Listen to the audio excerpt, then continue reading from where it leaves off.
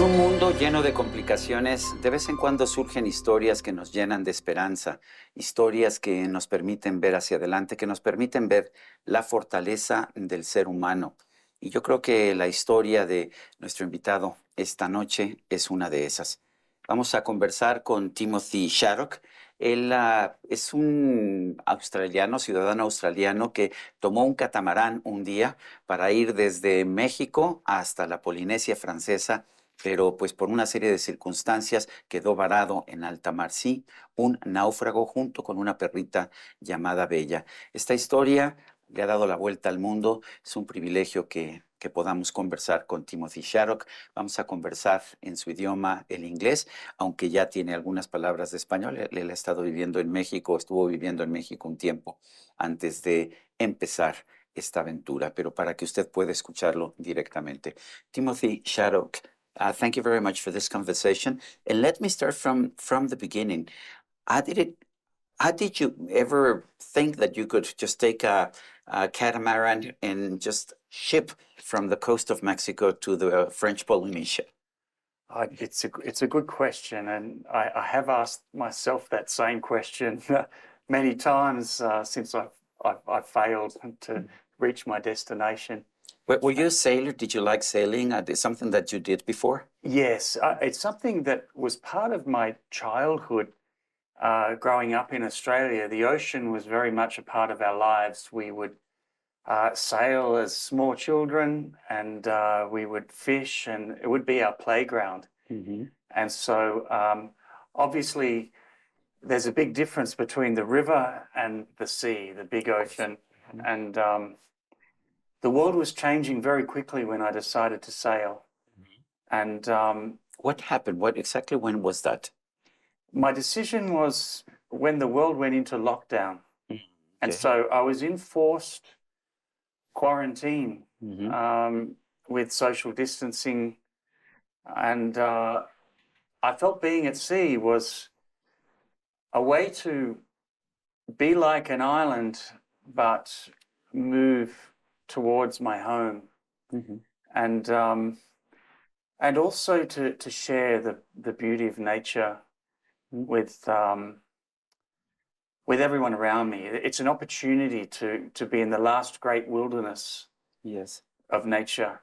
But had you ever tried to sail that distance? That's a tremendous distance. It's a tremendous distance, see. And look, it was a great risk, a calculated risk, but also we have a time of year where we have trade winds, and that wind moves from east to west, and the currents move in that direction, and people in small canoes from even the traditions of the Mayans in Mexico and the Australian original people would travel in these canoes in a circle to and from the Americas to the... We know there were settlers that went from South America to the Pacific Islands. Isn't that true? That's true. These were the same settlers that made it all the way to the Australian coast. It was not much further, and it's a much bigger continent, so they could share in trade.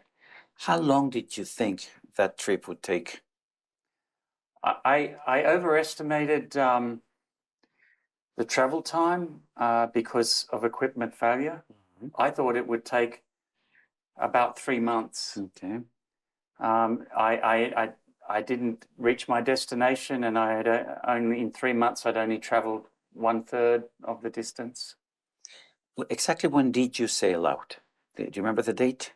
Look, it was in the end of April that I was leaving the Mexican waters. So I was in the island peninsula of the Gulf of California, and I was waiting for a weather window.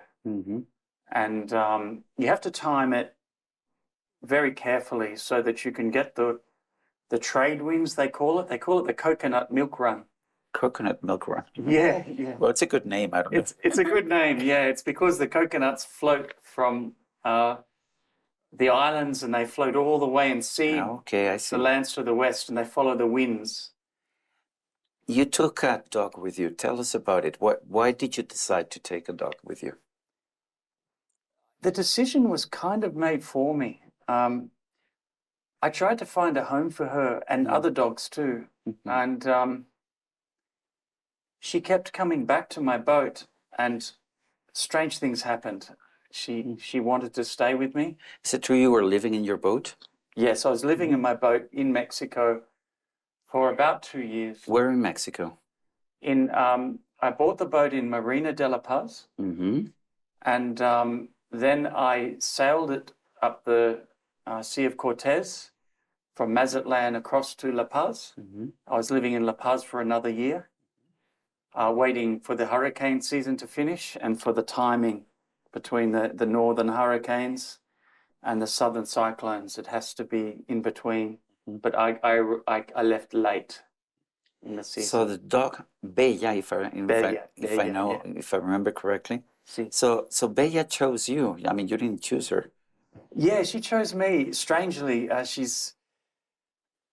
and I would like to pretend that it was, something different. But she is a very strong animal, and she looked after me, and I just wanted to find her actually a better life in the end. I wanted to save both our lives in the end. You set sail towards the Pacific. What was your equipment? I know it's a catamaran. Did you have an engine, or was it just a sailboat? See, I had an engine. So the catamaran is really an old Polynesian style where you have two canoes and they work independently but joined together very wide, and they move like canoes, and they move very quickly but very well in open ocean. Yeah, they're very stable. Very stable, and they kind of move with the rocking of the Pacific Ocean in a kind of like ice skating. They can move independently, and so the equipment had an engine, two engines, but outboard engines. You could take them out and put them back in. I had very good solar power, and I was sufficiently provisioned for a very long voyage. Did you have communications equipment? See, I had. There was only a small amount of time where I was without communication, and the solar worked very, very well. But things, when I got hit by the big waves, many things got wet, and I spent some time trying to fix many parts of the boat. How about food? Did you take food with you, or were you fishing, or what were you doing to get food? Yeah, both of these things. So I was very well provisioned on board, carrying food that would store for a long time. And I also fished. I had a spear, a harpoon, and I fished with a line. And did Bella eat the fish? Yeah, she did. She did. She ate fish. She was strong by the time we were found. She was stronger than both of us. When did things When did things start to get rough? Yeah, things started. You talked about some waves, some big waves. Some big waves. See, so we sailed out of Mexico very well. We were sailing southwest. We had the wind behind us. We were traveling very, very confidently, very quickly. And it was magnificent sailing. Probably overconfident, because sometimes the winds are in your sails, your average speed is quick, and it's not what will happen later. And that was the case with us. The first big seas started hitting us not far into the voyage, maybe 3 or 4 weeks of traveling. And the sail came down from the mast. I had to climb the mast to actually, and I could not do it. I ended up being shaken around so much and hit my head that I had to wait till everything calmed down, and that's when we started to drift. And initially drifting was okay because the currents, the trade wind currents and the wind was taking us the right way. Okay. But as time went on, later when I was trying to drift, we were being dragged into a hurricane. Okay, there was a hurricane. See. Was that the time when you thought that that you were lost, that you were truly lost? See, that was a time when I really was praying to God, and But this was about May, so it's kind of early for hurricanes on the Pacific. Am I right?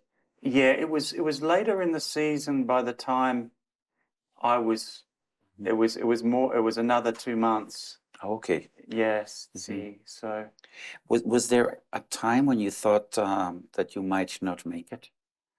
yes, it was exactly the time when my communications equipment started again, and I got a message that the hurricane was there, and I was moving towards it, and it was moving towards me, and I was drifting. I had no energy. I could not fix what I need. I wasn't ready to move the boat. Okay, the sail wasn't, the sail wasn't working?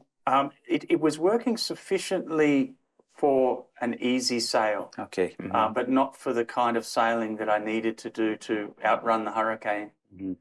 And the engines?